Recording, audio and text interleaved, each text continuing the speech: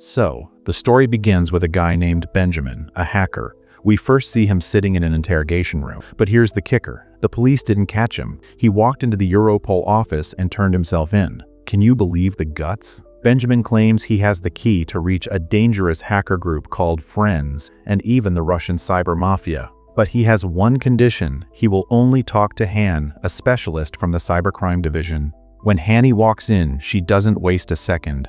She gets straight to the point. Why surrender yourself? And why me? That's when Benjamin starts telling the story of his life. He says he was a lonely kid growing up, with no friends. His biggest dream was to have some kind of superpower and become a hero. But reality was harsh. His dad left before he was born, and he was raised by his grandmother. All she had left of his father were some empty World War II shell casings. Benjamin just gives her a slight smile, does a small magic trick, and says, "Hackers are like magicians. We work on deception and illusion." He then tells her that at age 14, he learned to program. He quickly figured out his real talent wasn't in building things, but in breaking them. Hacking became his superpower. He saw the dark world of the internet like a metro train, full of countless people wearing masks. It was in this virtual world that Benjamin found his identity. Who am I? But there was one name above all others, Mr. X. He was a legend, the greatest hacker. His signature was a guide on how to buy the drug Ritalin without a prescription. He also laid down the 3 golden rules of the hacker world. No system is ever completely safe. Always aim for the impossible. The most important, have fun in everything you do, online and in real life. And that 3rd rule, that was the hardest for Benjamin. In real life, he was always lonely and painfully shy. For years, he had a crush on his classmate Marie, but he never had the courage to talk to her. Then, fate gave him a chance. He literally bumped into Marie at the university. This time, Benjamin was determined to impress her. He came up with a plan, hack the system and steal the exam answers, just to get her attention. Using stolen keys, he actually managed to get into the server room. It seemed too easy, but luck was not on his side.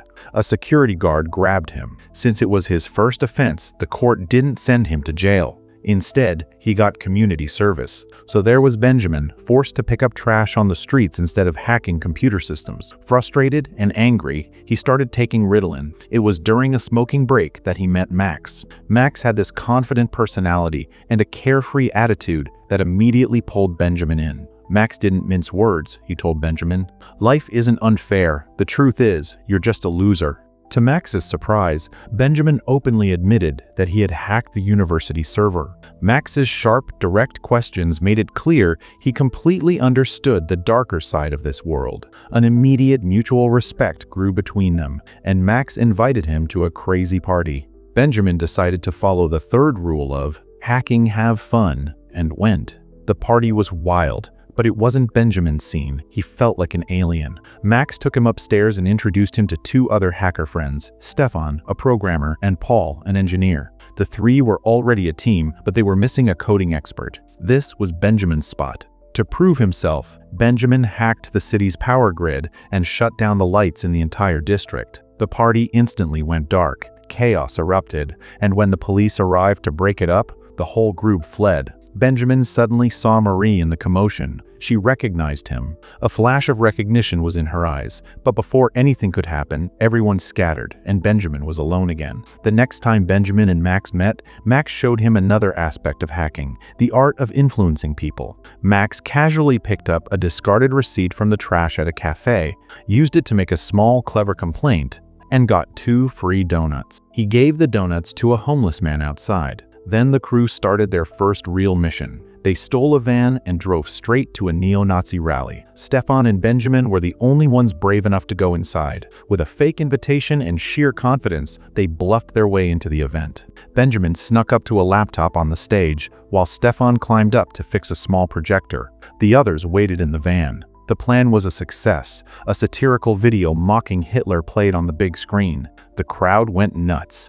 The neo-Nazis were enraged and looking for the culprits, but as they rushed out to destroy the van, the hackers were already long gone. Their first team outing was a triumph. Benjamin leans in, smiles, and, Without flinching, tells Han her insurance number, private history, and some sensitive medical details. He wasn't just talking, he was showing her the depth of his access, proving he got all that information from her very own computer. Meanwhile, Benjamin's place becomes the headquarters for the crew, who choose a name for themselves, ASELA, which stands for Clowns Laughing at You. Their motto was clear. Hacking wasn't about money or power. It was about creating chaos, having fun, and proving that no system is truly safe. For their next stunt, they hacked into a financial communication network, messing with the stock market system. As a joke, an obscene hand gesture appeared on the share charts. It seemed reckless and pointless, but it was effective. With every hack, their boldness grew. They broke into company after company, uploading videos of their antics. Soon, their clown masks became famous. Newspapers and news channels reported on them, and they became sensations in the online world. Quay was a phenomenon, but this wasn't enough for Max. He didn't want to be a joke on the internet. He wanted real respect. He wanted the legendary hacker Mr. X to notice them. Agent Han, on the other hand, was deep into her investigation. She was tracking leads on a major bank hack, and her suspicions were falling on the Friends Group, which was rumored to be connected to the Russian cyber mafia, the same organization that would later manipulate the US presidential elections. Then, things changed. Mr. X contacted Clay himself. He sent them a secret Europol report, the very investigation Hani was working on. The report clearly stated that Clay were just harmless pranksters, not a real threat. Mr. X even sent them small toys as a mockery. The comment that Clay was just child's play was a slap in the face for Max. Driven by this humiliation, Max and the crew decided to pull off their biggest stunt yet, an impossible hack that would catapult Clay to the top of the darknet. Their target, a federal intelligence agency server. They successfully infiltrated a paper processing center and searched for anything that could give them a way into the agency. They found a simple greeting card signed by the entire cleaning crew.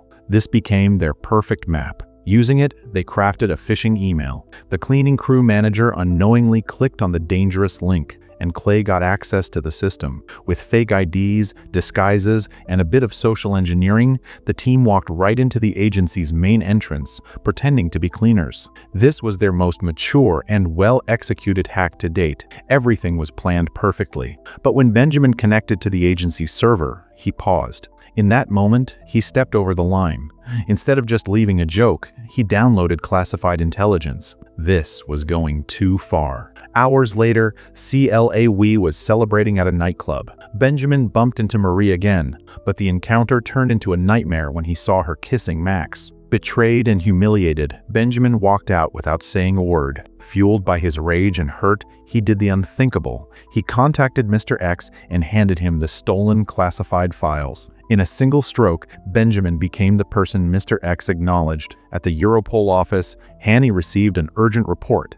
The intelligence agency server had been breached, and a new name was attached to the attack, Quay. The team Hani once considered harmless pranksters was now the primary suspect. She investigated the body of a dead hacker connected to the Friends gang who had been shot. Suspicion fell squarely on the Russian cyber mafia. The next morning, Benjamin's crew stormed into his house furious.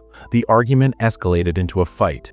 Paul saw the news on TV. The dead hacker was actually a police informant. This meant a hidden mole within the Friends gang, and the biggest shock, the media reported that Clay was behind the stolen classified information. The crew turned on Benjamin. The original plan was just a prank, not theft. Benjamin confessed that he sent the files to Mr. X. Everyone was stunned.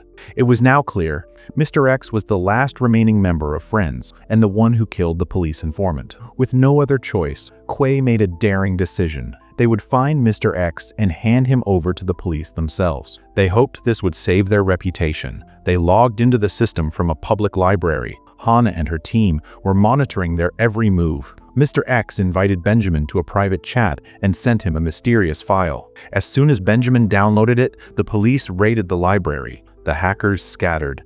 Benjamin grabbed the flash drive and fled. Hannah saw a masked figure dart between the bookshelves and chased after him, but the person slipped under a table and escaped like a mischievous child. The failed raid cost Hannah her job. She was taken off the case. Meanwhile, in the interrogation, Benjamin revealed the truth. Mr. X's real intent was to plant a Trojan in the Europol server, but Clay had a counterplan. They would infect the server with the very same file, turning the tables on him. Benjamin's next move was to reach Europol and wipe out all their traces. First, they burned Benjamin's house down, or so he said, and then headed straight for Europol headquarters. Gaining entry was impossible. Every plan failed. Then, by chance, Benjamin found a visitor pass.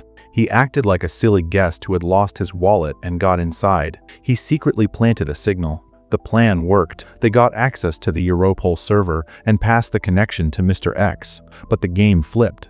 Mr. X recognized the trap and outsmarted them. Instead of getting caught, he exposed Benjamin's real identity, address, and picture online. Now, hired assassins were after Benjamin. He barely escaped, but when he returned to the hotel, he found his friends murdered. Back in the interrogation room, Benjamin placed 3 empty shell casings on the table. 3 bullets, 3 friends. He offered Hannah a deal, information on Clay and Mr. X in exchange for the witness protection program. Rumors spread on the dark net. Mr. Spread on the dark net. X had betrayed his own partners and handed them over to the police. A confused Mr. X wandered through anonymous forums trying to figure out how this happened. Then, suddenly, he saw a second Mr. X. Someone had stolen his identity. The fake Mr. X removed his mask, and it was Benjamin. He had outsmarted his own idol, proving that Mr. X was no mysterious demon, but just an average guy who hadn't even finished high school. Moments later, the FBI burst in and arrested the real Mr. X. Hannah told Benjamin he would be given a new name and a new life. As she drove him away, a doubt began to creep into her mind. Was this the whole story? Hannah revisited Benjamin's burned house and was shocked to see it standing perfectly intact. She met Marie, but Marie stated plainly that she hadn't seen Benjamin since school. Then, Hannah met Benjamin's family doctor, and the truth became clear. The doctor revealed that Benjamin's mother had dissociative identity disorder, DID, and it could be hereditary. To make matters worse, the medication Benjamin was taking could exacerbate the symptoms. Hannah went to see his grandmother, and her suspicion deepened. The 3 shell casings Benjamin placed on the table weren't proof of his friends' deaths. They were old Soviet-era casings. The truth was, his friends never existed. They were all a product of Benjamin's mind. Different personalities he had fractured himself into. Every hack, every intrusion, he had done it alone. Considering Benjamin's mental state, putting him in the witness protection program was impossible. Hannah prepared to take him to court. As they were getting into the car, Benjamin apologized to Hannah for hacking her computer. Then, Hannah made a shocking decision. She gave Benjamin one last chance. If he could hack into the Europol server and erase his identity, he would be free. As he left, Hannah asked him one final question. What was the real trick? Benjamin smiled and replied, "People see what they want to see." And then, he vanished into the crowd as if he was never there. But a flicker of doubt remained on Hannah's face. In the final scene, Benjamin is standing on a ship's deck, looking out at the endless ocean. Footsteps approach from behind. Marie, Max, and the entire Quay crew walk up to him. The absolute truth is revealed.